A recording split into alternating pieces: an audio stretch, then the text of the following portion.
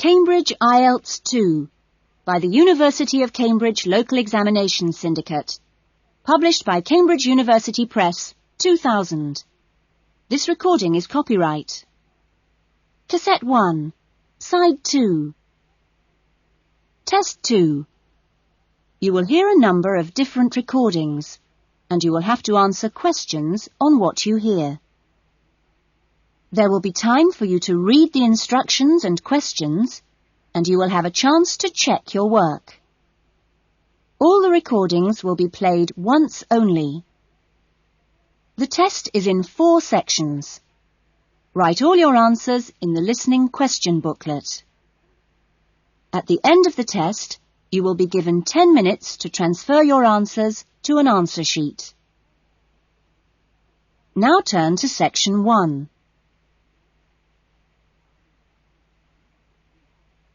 Section 1. Gavin, a newly arrived student, wants to insure the contents of his apartment. He calls an insurance agent to ask for information. First, you have some time to look at questions 1 to 6.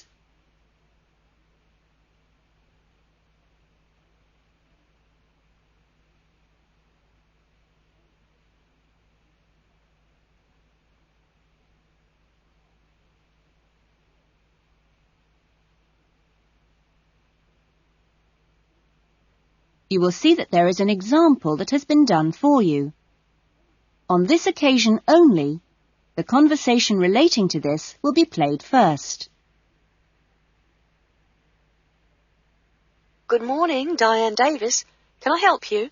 Yes, I'd like to get some insurance for the contents of my home. Fine. When did you move into the house? A couple of weeks ago. And, it's an apartment, actually. I was told by the landlord that it would be a good idea to get some insurance for the furniture and other personal possessions. Gavin moved into his apartment 2 weeks ago, so B has been circled. Now we shall begin. You should answer the questions as you listen, because you will not hear the recording a second time. Listen carefully to the conversation and answer questions 1 to 6. Good morning, Diane Davis. Can I help you? Yes, I'd like to get some insurance for the contents of my home. Fine. When did you move into the house? A couple of weeks ago. And, it's an apartment, actually. I was told by the landlord that it would be a good idea to get some insurance for the furniture and other personal possessions. Fine.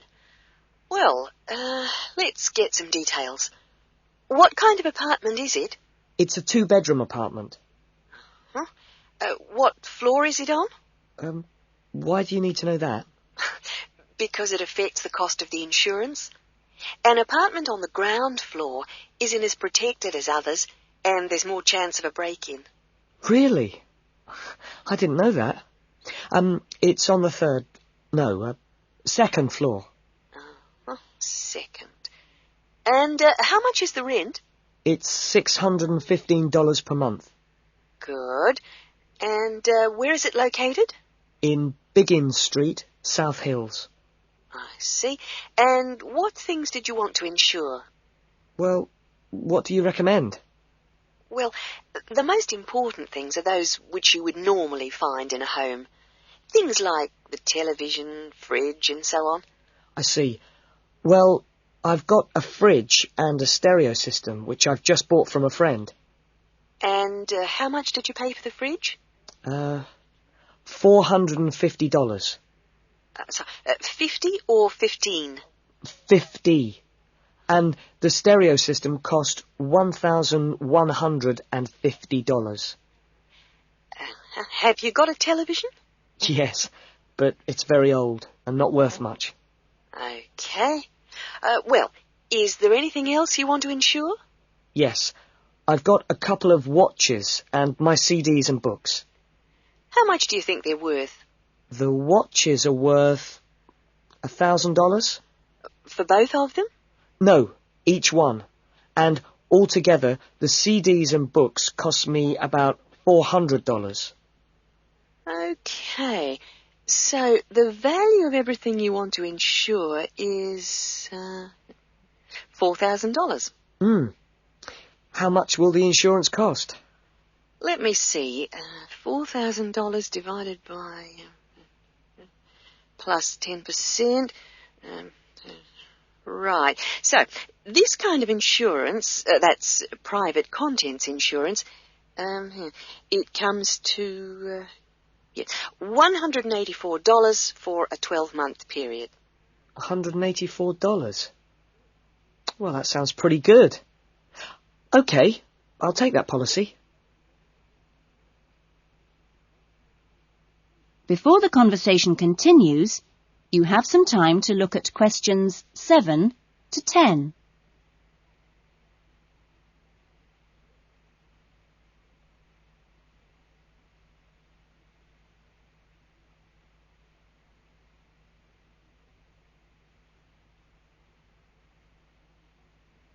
Now listen carefully and answer questions 7 to 10. Can I arrange the policy over the phone? Sure. Just let me get the details down. So, that's Mr. Gavin Murray. That's Murray. And the address is? It's 16C Biggins Street, South Hills. Okay. 16C Biggins Street, South Hills? That's right. It's 2 words. South Hills. And your date of birth is? 12th of November, 1980. And your contact number? Home phone number is 9872 4855. Right. And, you're Australian? No, I was born in London, although my mother is from Tasmania. Oh, really? Whereabouts? Hobart. I see. Interesting place. Now, are you working at the moment? No, I'm a full-time student at Sydney University. Right. Good. That is the end of section 1. You will now have half a minute to check your answers.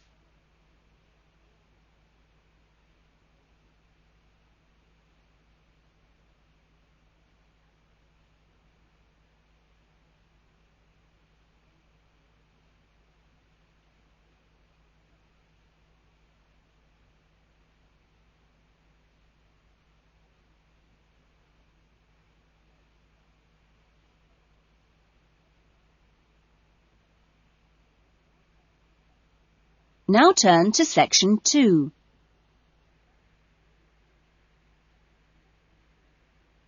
Section 2. You will hear an address by the college president welcoming new students to a residential college.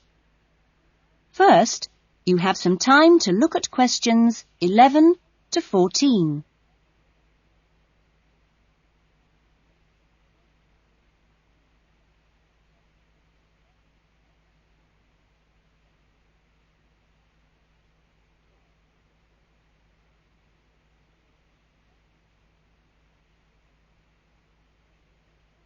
Now listen carefully to the first part of the talk and answer questions 11 to 14.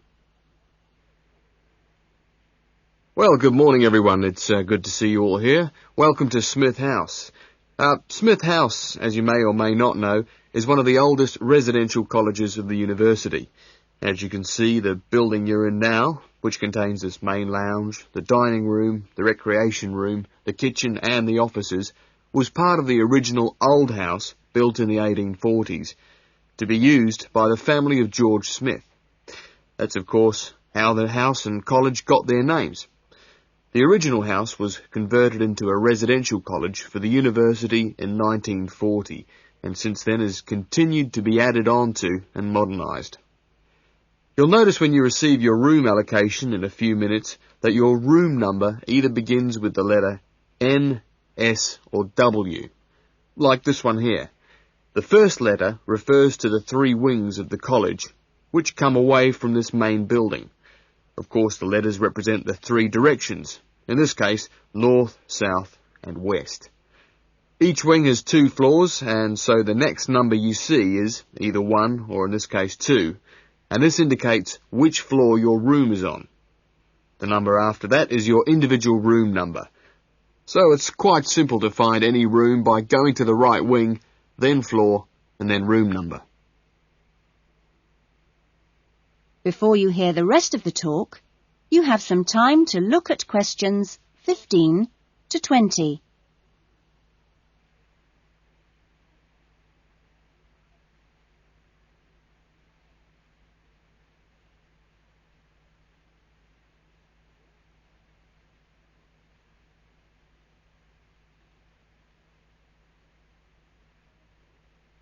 Now listen carefully and answer questions 15 to 20.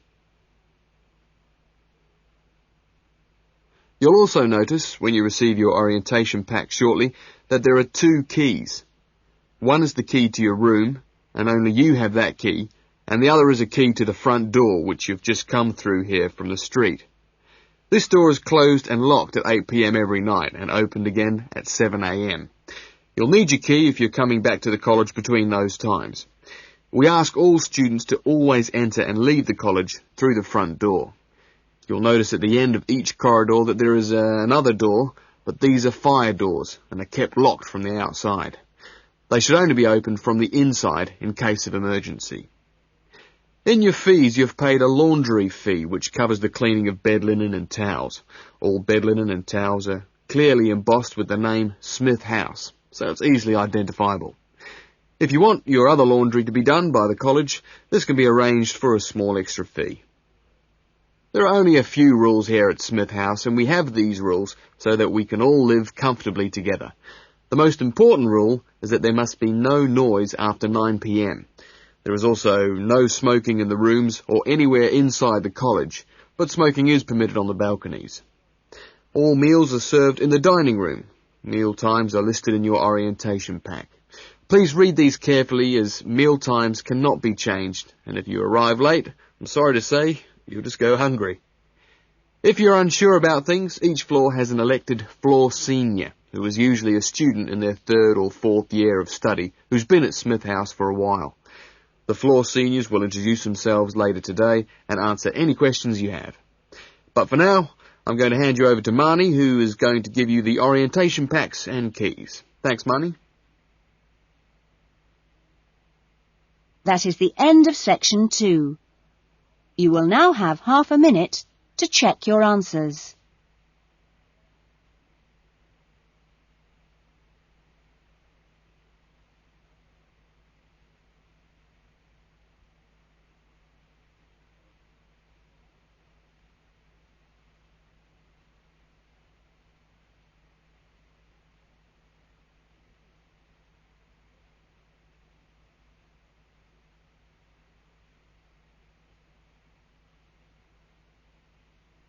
Now turn to section 3. Section 3. You will hear a conversation between 2 students, Lynn and Robin, who are discussing an assignment. First, you have some time to look at questions 21 to 30.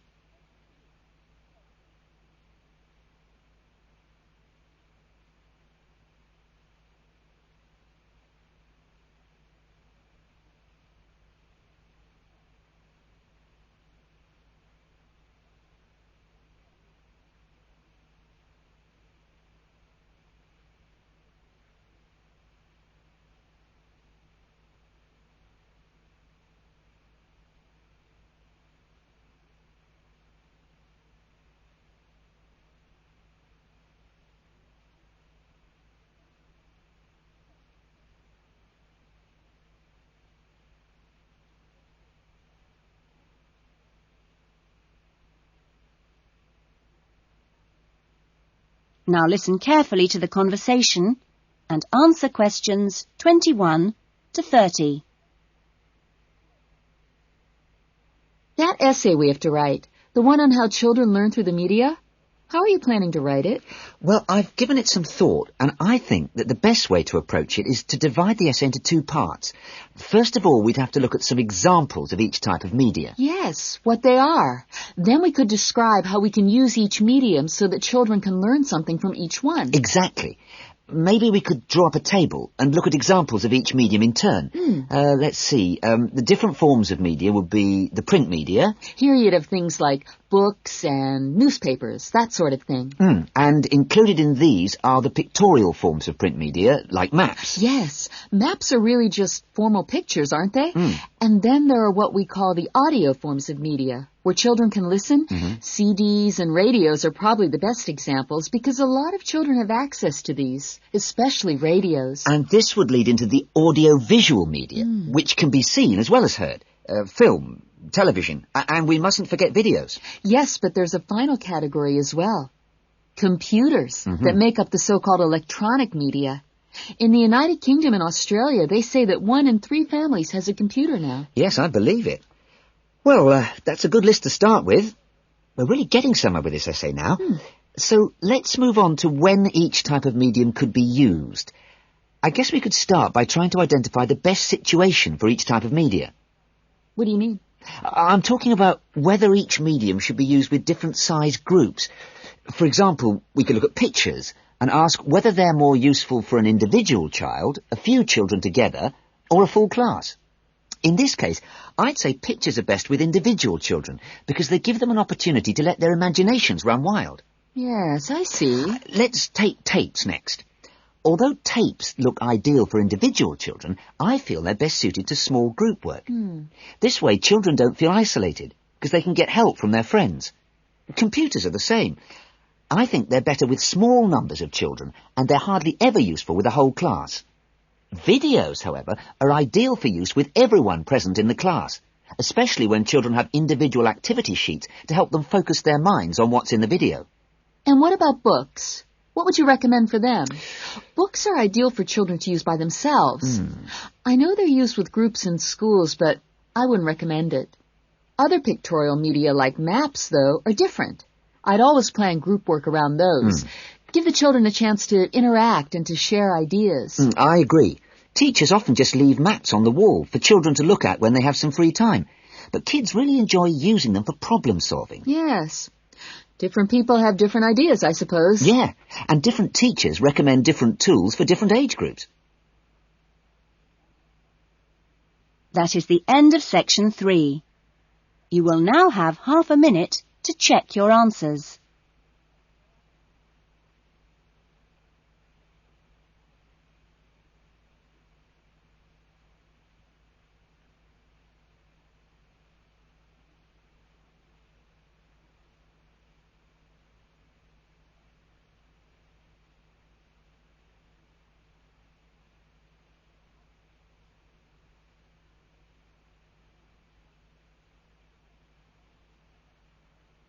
Now turn to section 4.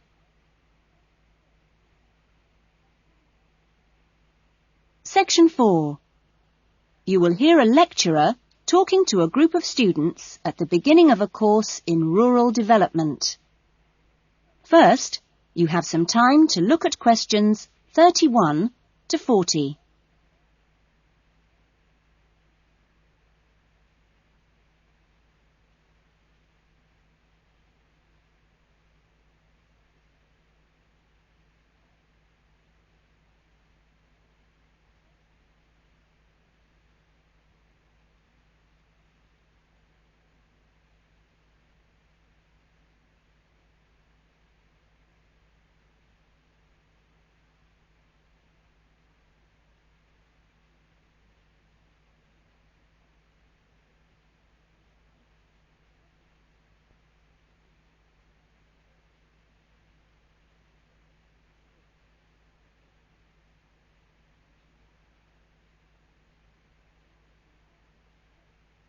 Now listen carefully to the talk and answer questions 31 to 40. I hope that this first session, which I've called An Introduction to British Agriculture, will provide a helpful background to the farm visits you'll be doing next week. I think I should start by emphasising that agriculture still accounts for a very important part of this country's economy. We are used to hearing the UK's society and economy described as being industrial, or even post-industrial. But we mustn't let this blind us to the fact that agriculture and its supporting industries still account for around 20% of our gross national product. This figure is especially impressive, I think, when you bear in mind how very small a percentage of the UK workforce is employed in agriculture. This is not a recent development. You'd have to go back to 1750 or so to find a majority of the workforce in this country working in agriculture. By the middle of the next century, in 1850 that is, it had fallen sharply to 10%, and then to 3% by the middle of the 20th century. And now just 2% of the workforce contribute 20% of GNP. How is this efficiency achieved? Well, my own view is that it owes a great deal to a history over the last 50 or 60 years of intelligent support by the state, mainly taking the form of helping farmers to plan ahead. Then the two other factors I should mention, both very important, are the high level of training amongst the agricultural workforce, and secondly, the recognition by farmers of the value of investing in technology. Now, although the UK is a fairly small country, the geology and climate vary a good deal from region to region. For our purposes today, we can divide the country broadly into three. I've marked them on the map here. The region you'll get to know best, of course, is the north, where we are at present. The land here is generally hilly, and the soil's thin. The climate up here, and you've already had evidence of this, is generally cool and wet. As you'll see next week, the typical farm here in the north is a small, family-run concern, producing mainly wool and timber for the market. If we contrast that with the eastern region, over here, the east is flatter and more low-lying, with fertile soils and a mixed climate. Average farm size is much bigger in the east, and farms are likely to be managed strictly on commercial lines. As for crops, well, the east is the UK's great cereal-producing region. However, increasingly significant areas are now also given over to high-quality vegetables for supply direct to the supermarkets. The third broad region is the west, where it's a different story again. The climate is warmer than in the north and much wetter than in the east. The resulting rich soils in the west provide excellent pasture, and the farms there are quite large, typically around 800 hectares. The main products are milk, cheese and meat. So, clearly, there are marked differences between regions, but this does not prevent quite a strong sense of solidarity amongst the farming community as a whole, right across the country. This solidarity comes in part from the need to present a united front in dealing with other powerful interest groups, such as government or the media. It also owes something to the close cooperation between all the agricultural training colleges, through which the great majority of farmers pass at the beginning of their careers. And a third factor making for solidarity is the national structure of the Farmers' Union, of which virtually all farmers are members. Finally, in this short talk, I'd like to say a little about the challenges facing farmers in the next century. That is the end of section 4. You will now have half a minute to check your answers.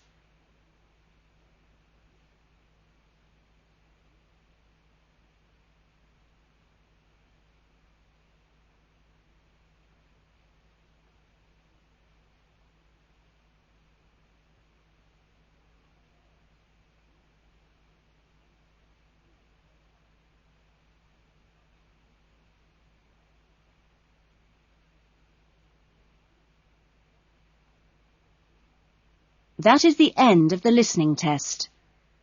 In the IELTS test, you would now have 10 minutes to transfer your answers to the listening answer sheet. That is the end of side 2.